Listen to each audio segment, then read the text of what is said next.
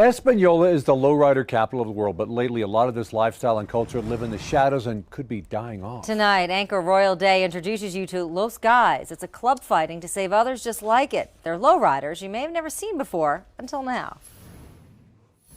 This is a 51 Chevy. This is my baby, I can say. This is a 61 Impala convertible. Tomas! Bobby Chacon's been working on lowriders since he was 15. For me, it's a lifestyle. It's my life. Now 38, he owns 6.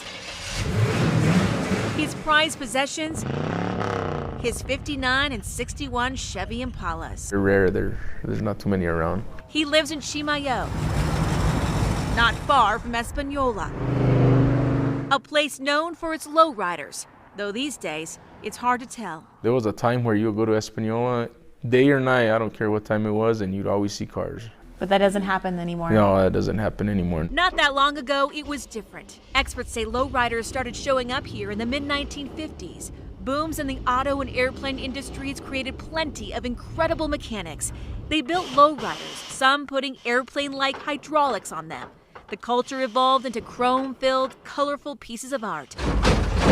In 1993, MTV declared Española the lowrider capital of the world, a title the town embraced, and these cars filled the streets. But now, Chacon says a dangerous image has practically ended gatherings of clubs like his. They say it was gang-related or just for trouble.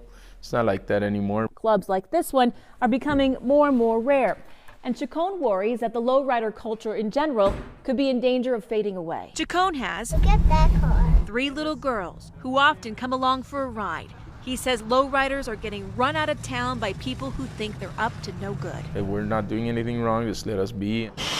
This from a guy who works at an auto dealership as an accountant. I love that car. Don Usner's documented lowriders for years. Some very violent gangs adopted the cars, and so their reputation was reinforced. That was in the 80s. Now he says a lot of northern New Mexico clubs are still battling that bad rep. The cars are kept in their garages. They've been prevented, frankly, or discouraged from gathering and having shows.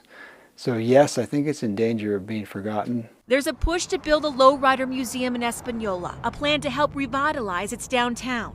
It would be a place where lowriders could legitimately gather to celebrate their art and craft. Chacon says this is the spot for it, the home of the lowrider.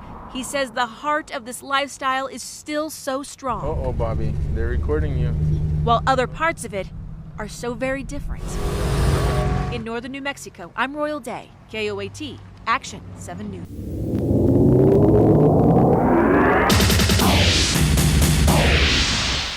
I'm Kurt Loder with MTV News. Dazed and Confused, director Richard Linklater's new movie about high school potheads in the 70s features a soundtrack filled with period classics, among them the venerable track by the band War called Lowrider. Lowriders, of course, are members of a distinctive Hispanic-American car culture that emphasizes radical retooling and pneumatic suspensions. And the lowrider capital of the country, it turns out, isn't in Los Angeles, but in Española, New Mexico, where we recently paid a visit for the 8th annual Española Valley Arts Festival, the high point of the lowrider social calendar. Here's the story. Just kick a little something for them cars that be bumping. Now what is life while death is until I show them life, so let's tune into the battle with the first and final. Everybody has a lowrider here. It's the lowrider capital of New Mexico, Española. With a population of about 12,000, 1 McDonald's, a Dandy Burger, and a dozen auto shops, in Española, lowriders rule. The lowriders here, you see them out more often than anywhere else.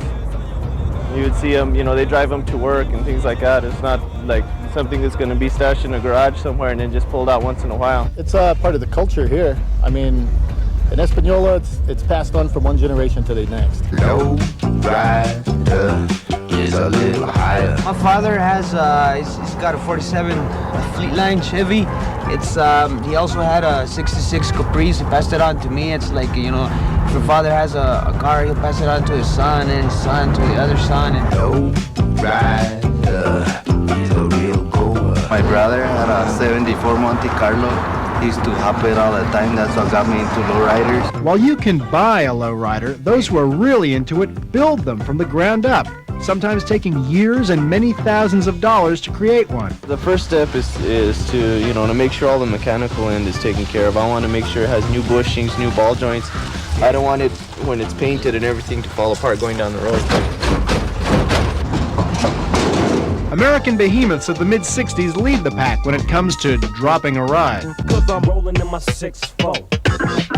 Well, as far as I can remember, the 64 has been one of the most popular lowriders cars to lower. And if you had to put a top 10 of cars to make it to lowriders, this would probably be in the top 3. This is one thing that people like, is the 6 tail lights. It's long and it's straight. When you lower it, it just looks like it keeps going forever. This is their life, You work to fix your car up. People know you by the kind of car. I mean, a lot of times you can hear somebody's exhaust. You don't even have to see the car. You can tell by the sound or the kind of stereo they have. It's a part of your identity. This is the valley, it's the valley, and people come from all around, north, east, southwest, and they all join together, and there's no gangs here. It's everybody's friends here. It'll never go out of style. It's been since the 60s. My father has been cruising the streets of Española since he was a teenager. He's already 40, and he's still cruising in Española.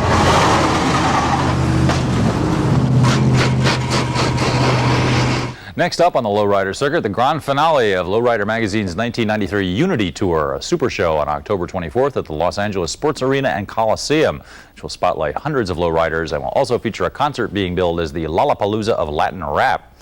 Finally, MTV News will examine a number of issues raised in its Free Your Mind reports of the past 10 months in a Free Your Mind forum hosted by Tabitha Soren and Allison Stewart tonight at 10 p.m. East and West. Do try to catch it. That's the news for now. We'll be back with more later here on MTV. MTV News. You hear it first. Weather and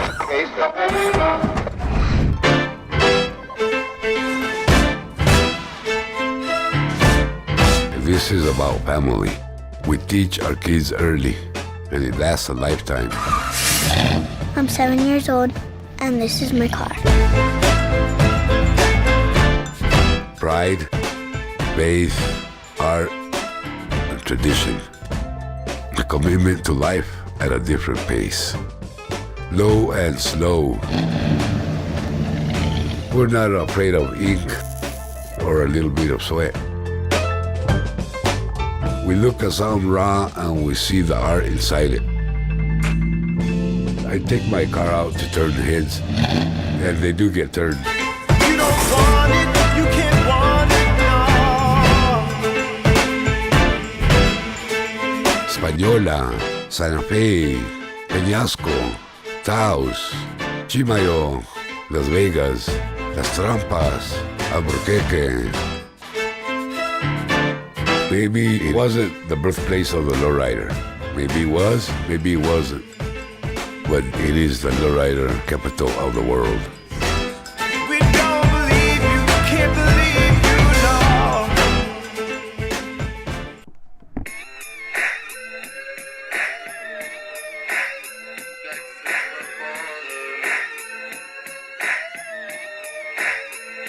Here's the gin and juice, Chapapuza.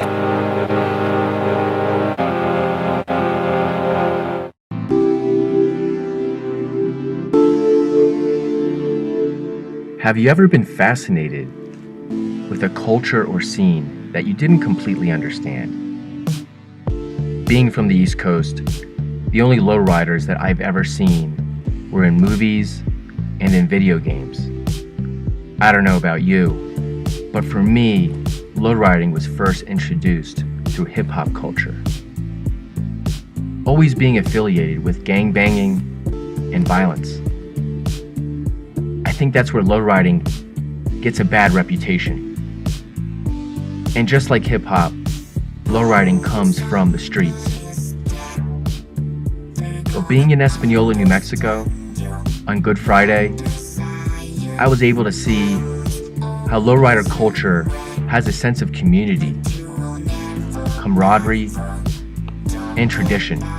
In this episode, we travel to Carla's hometown to find out what drives the passion for lowriding. went something like this. Cruising down the street in my 6'4". Well, I've been doing this since I was about 16. My first car was a 83 Regal, primer, no paint. Try to get the best of the rims, man, and me and my brother built it from the ground up, and finally started working, got some hydraulics, and just really the G-bodies, which is the Cutlass, Regal, Monte Carlos, really, I've always wanted an Impala. I never really afford one, and I got a good job. I worked with the Rio Ripa County, got a good job, saved up some money, and bought my dream car. My dream car was always a 63 convertible since I've seen Boys in the Hood, the gold one. Yep. And I always told myself I had to have one. Lowriding has been in Española since the 40s, man, and it's been awesome. It's part of all of our culture over here. You know what I mean? Everybody has one. Everybody has a lowrider, man. A lot of people don't pull them up. It's died a lot. The lowrider, it's died, but it's coming back. And I'm happy. I'm from here. You know, I'm happy I have a lowrider. It's always been my thing. It's always gonna be my thing. My kids love it. I'm building another one for my son. He's 7, so he's gonna be lowriding in a few more years too. Man. Yeah, just getting into it, from that age. And it keeps you busy, man. It keeps you off doing a lot of other things. Absolutely. We live for this, man. In the Impala, he gives me the scoop about them wannabe ballers, how fools out there wanna play. I take another hit on the way, and then I blast away. How far, black? Far enough to go off the edge. I push another buster off the ledge, so I stumbled as I head towards the Lex. I call them ballers what they call me when I'm coming. Got the dollar sign on my chest, so I'm kinda gunning high. I pop away, cruising riverside. To check up on my riches is a hell of a drive, so drive on. As I lean to the side with my Dom Perignon, big ballin' what I do, and fools in my crew gon' take likely to your bus list.